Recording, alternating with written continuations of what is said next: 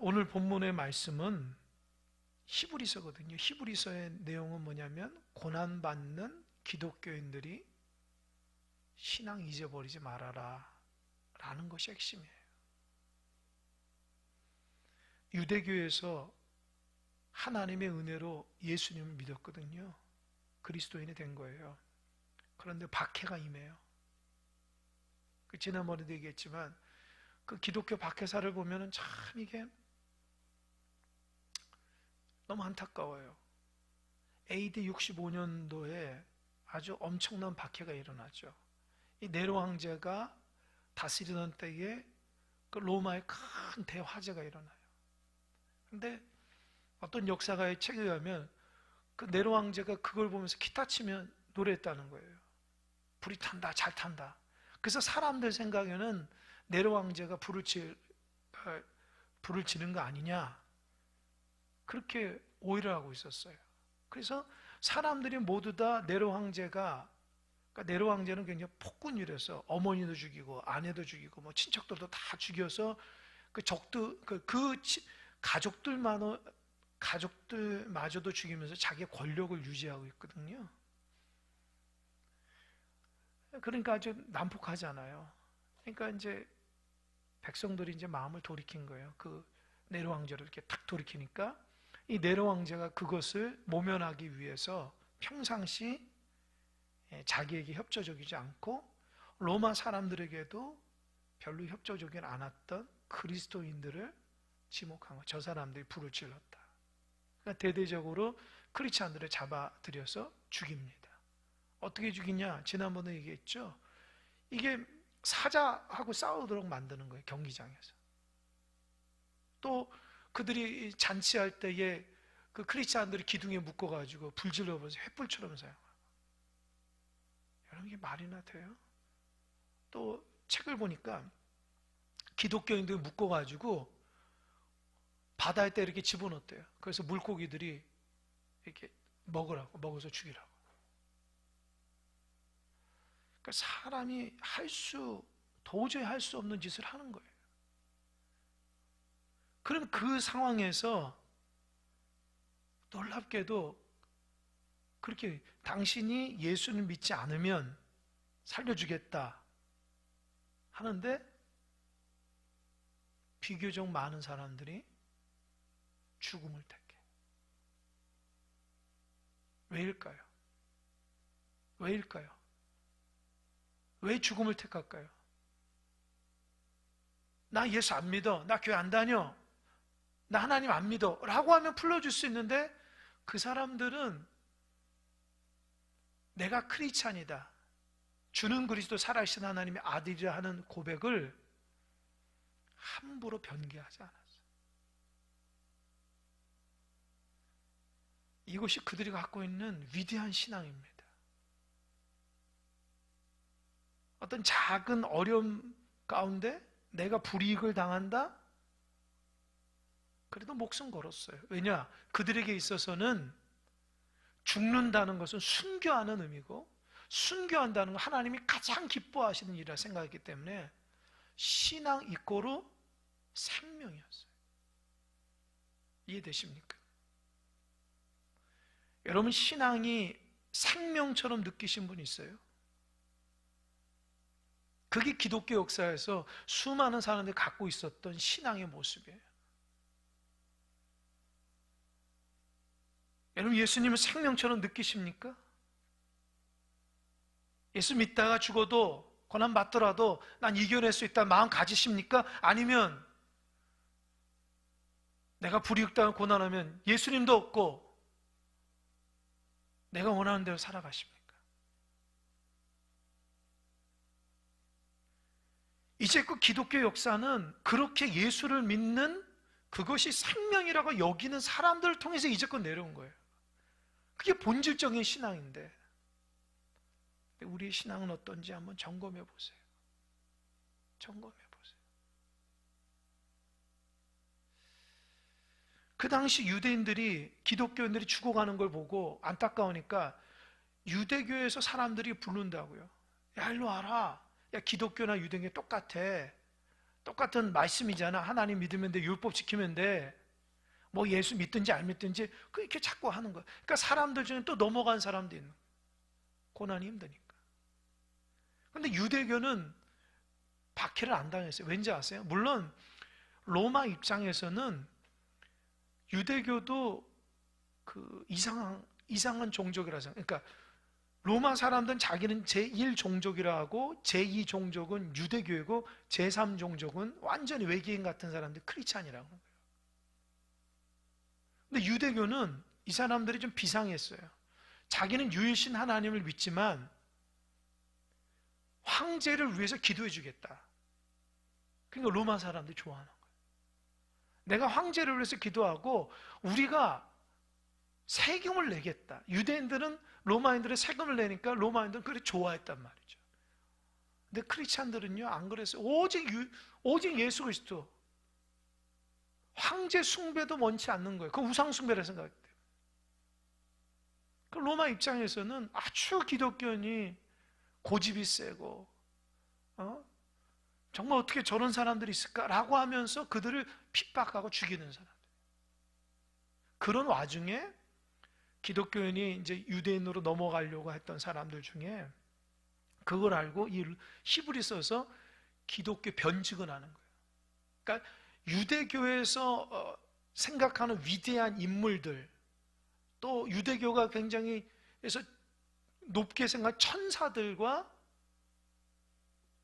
기독교에서 가장 핵심 예수 그리스도를 비교하면서 도대체 구약에서도 이제 실제적으로 어떻게 말하고 있냐, 예수님이 어떤 분이신가에 대해서 예수님의 우월성에 대한 그 내용을 한 거예요. 그래서 변증이에요. 변증, 기독교 변증. 그래서 누구한테 기독교 신앙이 뭐냐 그러면 이렇게 얘기를 해줘야 되잖아요. 또 복음을 전할 때도 그 변증이거든요.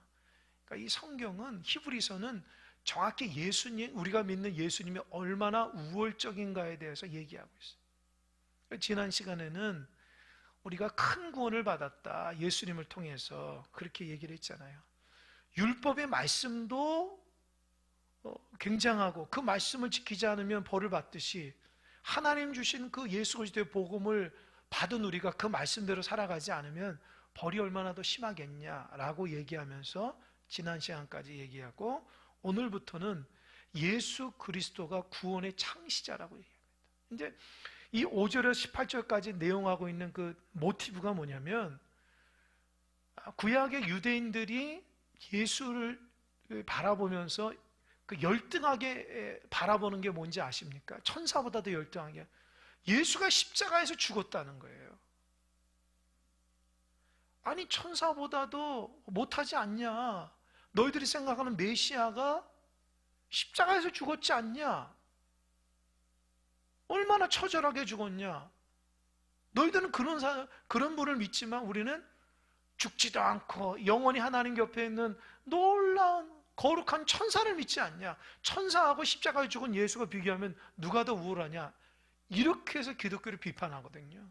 근데 오늘 본문에서는 뭐냐면 잠시 동안 고난을 당했다는 거예요. 십자가 죽음이.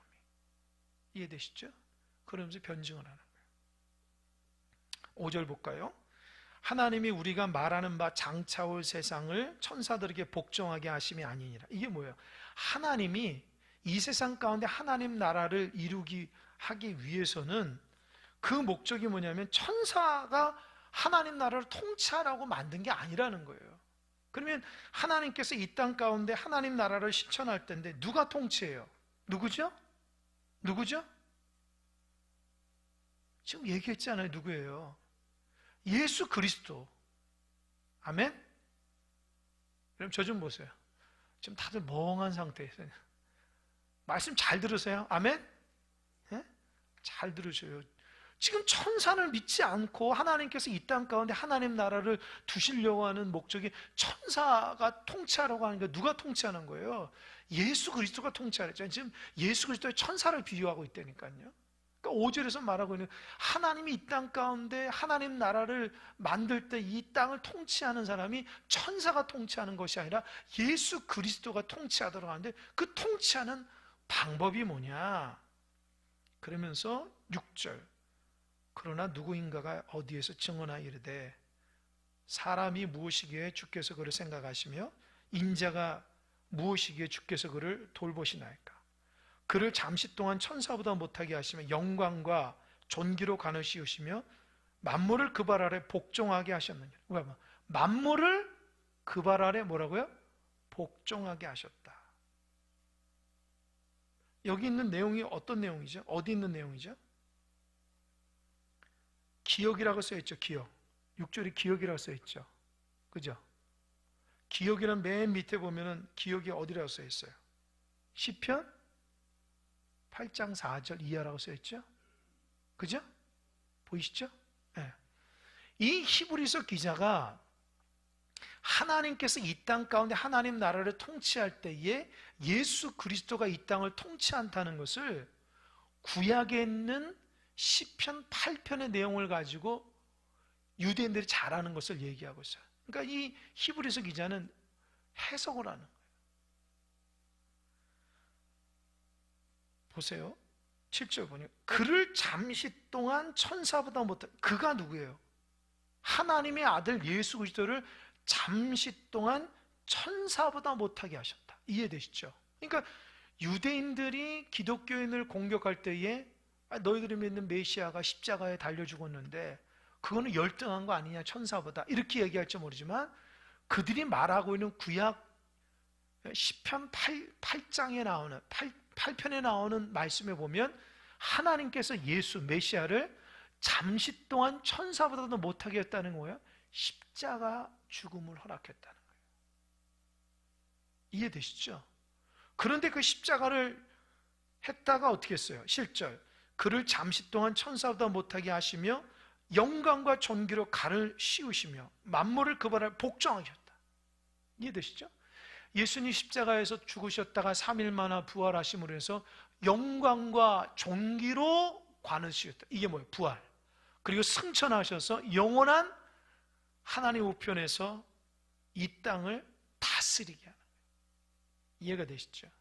이것이 히브리서 기자가 유대인들이 야 너희들이 믿는 메시아는 열등하지 않냐, 십자가에 처절하게 죽었는데 그런 사람을 믿는다고 라고 비난했을 때에 그 십자가 사건의 의미를 구약의 말씀을 들어서 변증을 하는 거예요.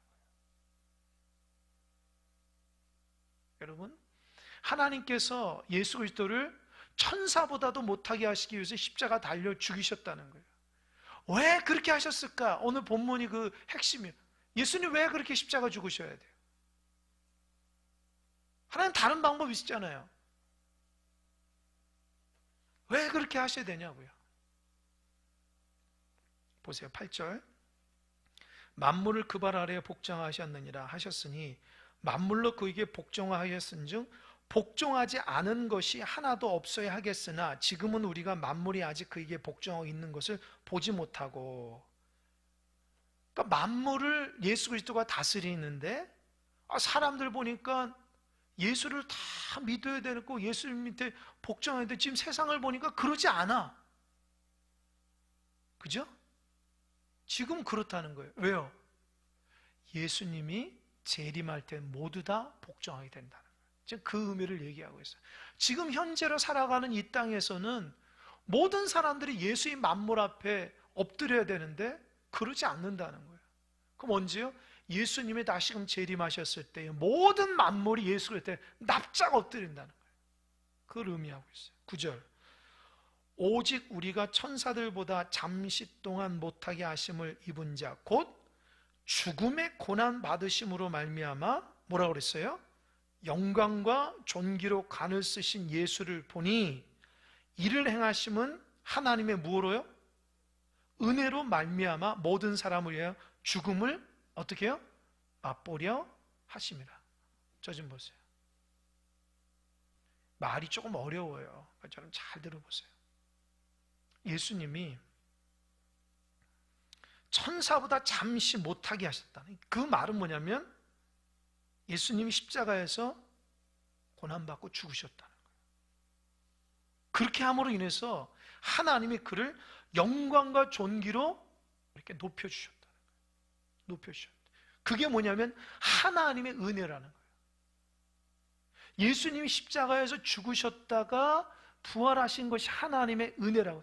유대인들은 그것을 메시아가 열등하고 메시아가 온전치 못해서 처절하게 죽었지 않냐라고 비난하지만, 히브리서 기자는 예수님 십자가에 달려 돌아가시 죽으셨다는 것은 하나님께서 우리에게 주신 은혜라. 무슨 은혜예요?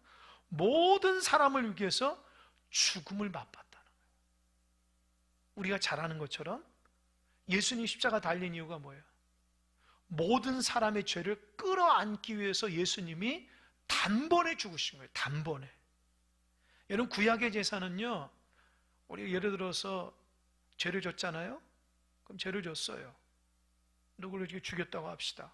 그럼 거기에 맞게끔 하나님 앞에 죄를 져야 돼요. 네, 제사예요. 제사를 가서 깨끗이 씻음 받았어요. 그럼 가다가 또 죄를 졌어요. 누구한테 욕을 한 거예요. 성경에 보면은 욕하지 말라, 죄다. 그럼 또 어떻게 해요? 또 제가 발견한 즉시 거기에 합당한 짐승을 가지고 또 제사를 드려요. 또 가다가 어떻게 해요? 그 다음날 또 죄를 졌어요. 그럼 어떻게 해요? 또 죄를. 그러니까 구약의 제사는 끊임없이 자기 죄를 위해서 누군가 희생을 해야 돼요. 짐승을 죽여야 돼요. 그러니까 성전 안에서 제사는 끊임없이 일어난다. 그러나 예수님이 어떻게 해요? 예수님이 우리의 모든 죄를 다 끄집어내서 십자가에 단번에 죽으심으로 우리의 죄를 단번에 해결해 주신 거예요. 할렐루야. 이게 하나님의 은혜라는 거예요. 믿습니까? 믿습니까? 그러니까 여러분의 죄는 예수 그리스도 해결되는 거예요. 그러니까 여러분 노력으로 되는 게 아닙니다. 자기 노력으로 죄를 해결하려고 하면 안 돼요. 죄를 지으신 분은 반드시 예수님께 회개를 해야 돼요. 그가 어디 있든지 무엇하든지 간에 그 자리에서 바로 예수님을 회개할 때 씻음 받는 거예요. 아멘? 근데 회개하지 않고 계속 안에 갖고 있으면 어떻게 해요? 죄인으로 남는 거예요. 이게 하나님의 은혜라는 거예요. 유대인들은 예수가 십자가에 죽은 것을 아주 비난하지만 우리는 그 십자가 달린 예수를 통해서 우리의 죄의 문제를 해결하는 거예요. 그게 하나님의 은혜라. 그러니까 다시 유대교로 넘어가지 말고 너희가 믿는 예수를 잘 믿으라는 거예요. 10절. 그러므로 만물이 그를 위하고 또한 그로 말미암은 이가 많은 아들들을 이끌어 영광에 들어가셔야 하는 일에 그들의 구원에 뭐라고요? 뭐라고 써있어요? 창시자를 고난을 통해서 온전하게 하심이 무엇하도다? 합당하다. 보세요. 예수님이 십자가에 달려 돌아가심으로 인해서 예수님 때문에 이제 예수를 통해서 하나님 나라를 영광에 들어가게 하는. 그래서 창시자라는 말이 뭐냐? 가장 먼저 했다는 거예요. 이해가 되셔요? 처음 했다는 거예요.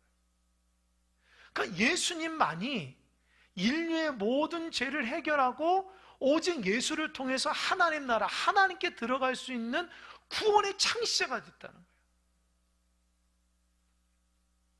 그러니까 우리의 모든 죄의 문제와 이 땅의 모든 연약한 죽음의 문제는 오직 예수를 통해서 해결할 수 있다는 거예요.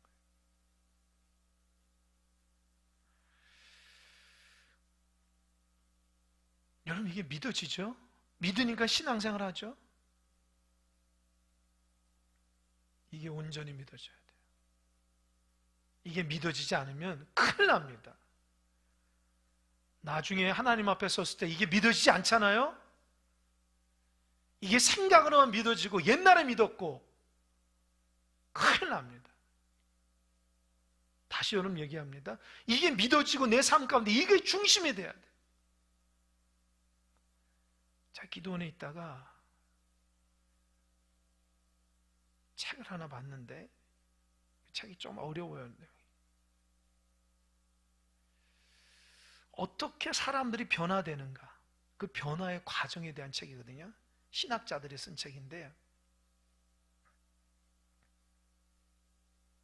사람들이 예수를 믿어도 변화가 안 된다는 거예요. 그럼 도대체 변화의 과정이 뭐냐? 그런 거를 이제 신학자들이 쓴 거예요.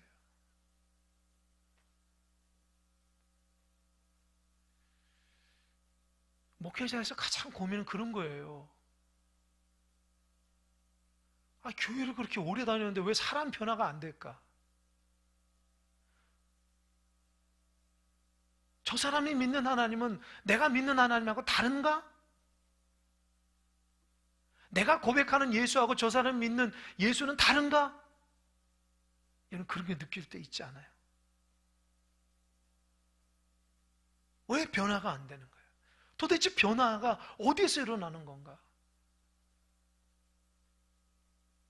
제가 그 책을 1시간 동안 계속 살펴보면서 도전도 받고 또 이해하지 못한 부분도 있고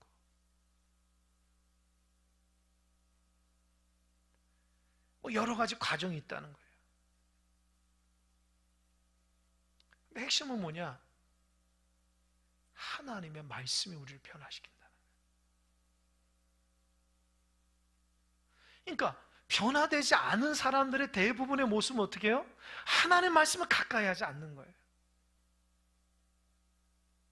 성경의 수많은 인물들도 사람들도 모두 다 예수님의 말씀에 귀 기울이고 그 말씀대로 살아가려고 몸부림쳤기 때문에 변화의 과정이 있었다는 거예요. 그럼 나는, 여러분은 말씀대로 살려고 몸부림치냐는 거예요. 교회는 나와도 날마다 말씀 큐티하고 묵상하고 기도하냐는 거예요. 하나님 말씀을 날마다 안 보고 하나님과의 기도의 삶을 살지 못하니 변화가 안 되는 게 당연한 거라는 거예요. 이해가 되십니까? 크리스찬들은 하나님 말씀으로 변화되고 하나님을 통해서 교제 가운데 변화의 길을 걸어가야 되는데 우리는 그 변화의 과정을 예수 믿었다고 끝나면 안 된다는 거예요. 교회가 구원 티켓만 파는 곳이 되면 안 된다. 거기에 써 있더라고요. 교회가 구원 티켓만 파는 곳이 되면 큰일 난다는 거예요. 그럼 어떻게 해요? 이제 예수님 닮는 삶을 살아야 돼요. 예수님 닮기 위해서는 어떻게 해요? 하나님의 말씀과 기도가 충만해야 된다. 그래서 교회는 성도들에게 말씀을 가르치고 기도해야 된다는 거예요. 그래서 그들 스스로가 하나님의 말씀과 기도를 통해서 내면이 변화되고 그래서 하나님의 가치관으로 살아가야 되는데 교인들은 그러지 않은 사람은 변화가 안 된다는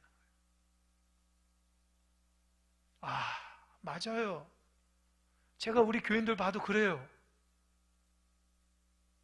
제 자신을 봐도 하나님 말씀대로 살아가지 않으면 변화가 안 돼요. 하나님 말씀을 가까이 하지 않으면 변화가 안 됩니다. 기도가 멈춘 사람은 변화가 안 돼요. 그러면 교회를 다니고 내가 구원받았다고 해서 가만히 있다고 변화가 돼요? 아닙니다. 하나님 나에게 무슨 장로로 세우고 권사로 세우고 목사로 세우고 집사로 세웠다고 변화가 돼요? 변화됩니까? 그 직분이 나를 변화하는 게 아니에요. 변화의 핵심은 이 말씀을 통해서 내 마음속에 예수님이 나를 위해서 십자가 달려 돌아가심으로 나의 죄의 문제, 죽음의 문제를 해결해 주셨다면 이제 내가 예수님과 함께 닮아가는 삶을 살려고 무던하게 말씀과 기도를 매진해야 돼요. 할렐루야? 할렐루야? 좀 고개 좀 들어보세요. 예. 자는 사람이 있어요. 고개 좀, 눈을 좀 떠보세요. 이 중요한 얘기를 하는데 여러분 가장 중요한 게 뭔지 아세요? 그래서 예수 그리스도의 말씀과 기도를 충만해야지 우리 삶이 변화되는 거예요. 그래서 이제는 교회에서 교회 오래 다녔다 직분 상관없어요. 내가 예수님과 함께 날마다 교제하고 말씀 붙들고 있는가가 그 사람의 변화되는 삶의 포인트예요. 교회가 말씀과 기도로 충만하지 못하면 무너지기 쉬워요.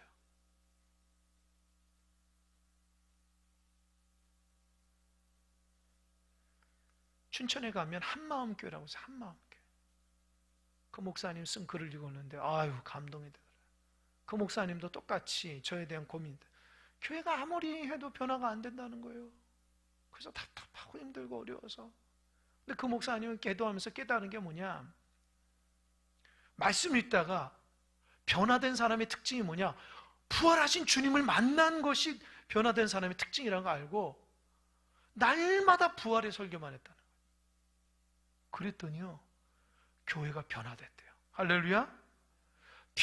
예수님의 부활에 대한 메시지, 부활을 경험한 사람들의 메시지, 부활을 경험한 사람들의 고백들, 날마다 그 말씀만 하니까 진짜 교인들이 자기 입에서 예수 그리스도의 부활하신 주님만 간증들이 막 쏟아져 나오더래요. 그래서 교회가 초대교회처럼 회복이 됐다고 그 글을 쓴 거를 제가 읽어봤어요. 여러분, 제가 변화되고 여러분 변화되려면 부활하신 주님을 만나야 돼요. 부활하신 주님 여러분 가운데 주인으로 잡으셔야 돼요.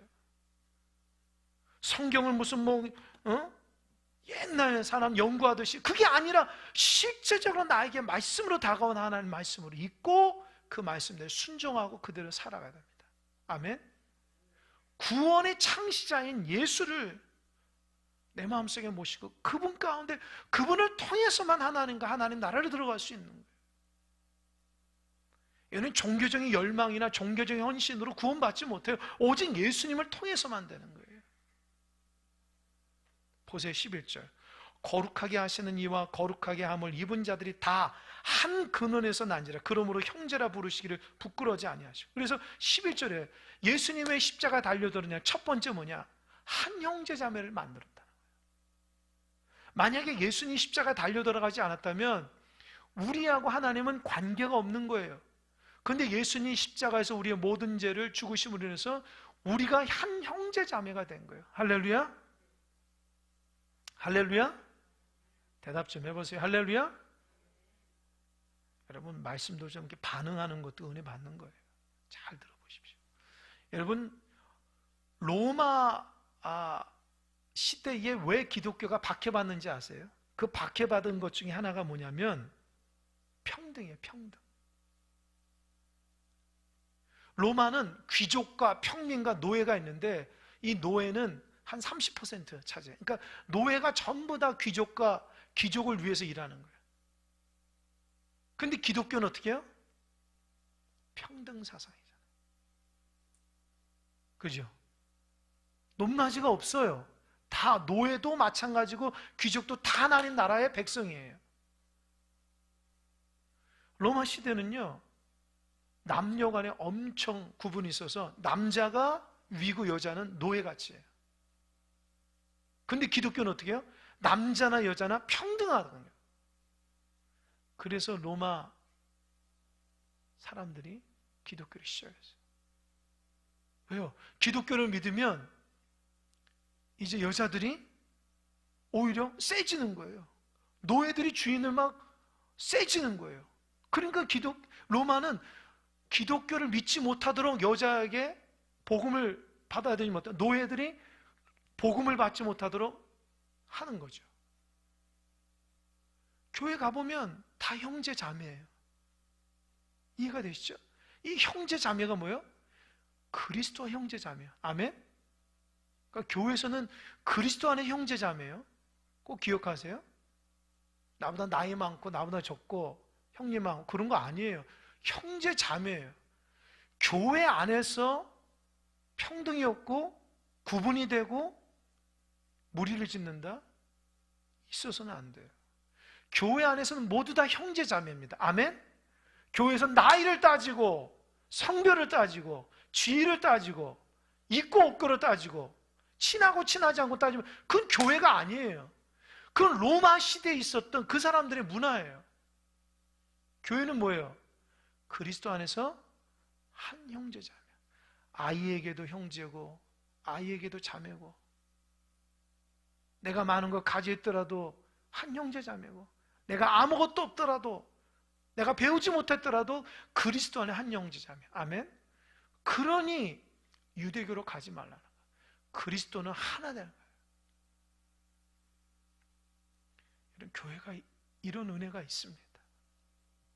두 번째, 예수님 왜 십자가 달려들었어요? 14절 자녀들은 혈과 육에 속하였음에 그도 또한 같은 모양으로 혈과 육을 함께 지니심은 죽음을 통하여 죽음의 세력을 잡은 자 곧 누구를 멸하냐고요?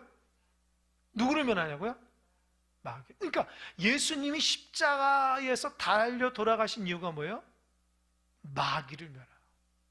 여러분, 마귀가 우리에게 주는 가장 큰 무기가 뭐예요? 뭐죠? 여러분, 이거 잘 들으셔야 돼요. 마귀가 우리에게 주는 가장 큰 무기가 뭐예요?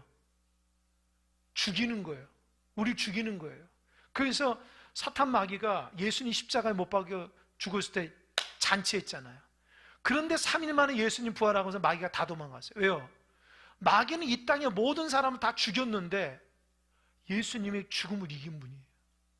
그러니까 우리가 예수님을 믿으면 영생의 구원이 있습니다. 아멘? 마귀가 물러가는 거예요. 마귀는요, 어떻게 죽이는지 아세요?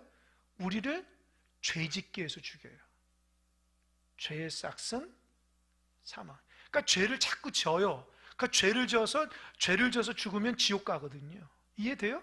그러니까 마귀는 계속해서 우리 인간들에게 죄를 지음으로 인해서 지옥 가게 만들고, 예수님 어떻게 해요?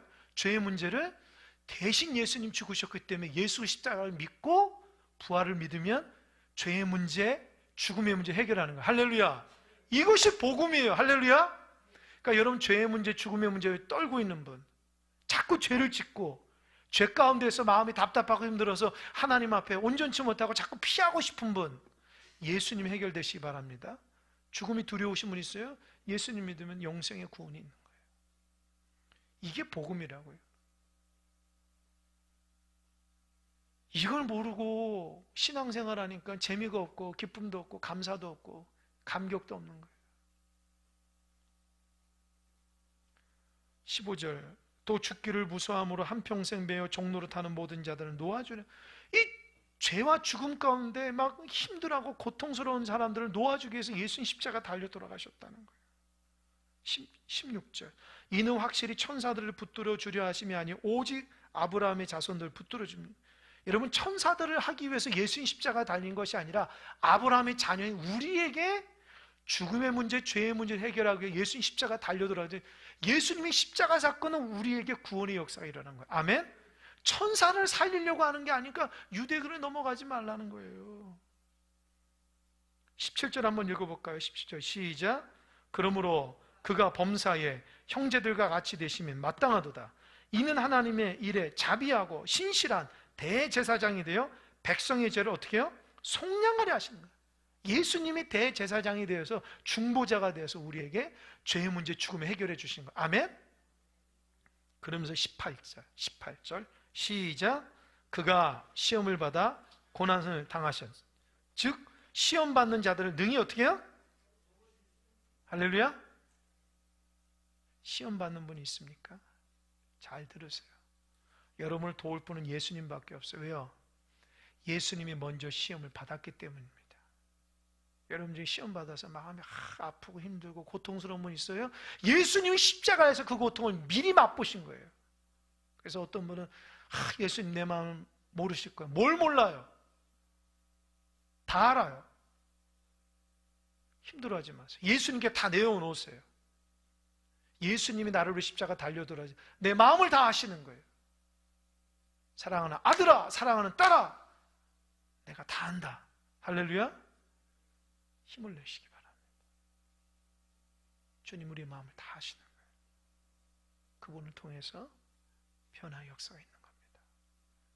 오늘 말씀을 정리하겠습니다. 예수님 십자가 달려 돌아가심으로 우리를 형제자매 삼아주시고 마귀를 멸해서 우리가 이 땅 가운데 구원의 감격 가운데 살아가고 있어요. 그런데 사탄 마귀는 끊임없이 여러분에게 그 감격을 뺏으려고 해요. 근심과 걱정과 기쁨을 다 빼앗아 버려요. 그리고 내가 지옥 같은 삶을 산다고요. 힘들고 어려워서 고통 가운데 살게 하는, 그게 사단이 주는 유혹이란 거예요. 예수님 믿으면 내 마음에 감격이 일어나, 기쁨이 일어나, 막 덩실덩실 구원의 감격 가운데 살아가는 거예요. 그 마음이 여러분 안에 있길 바랍니다. 기쁨을 빼앗겼다면, 은혜를 빼앗겼다면 도대체 어디서부터 빼앗겼는지 잘 고민해 보시고 주님의 은혜로 회복되는 여러분 되시기 바랍니다. 아멘. 기도하겠습니다.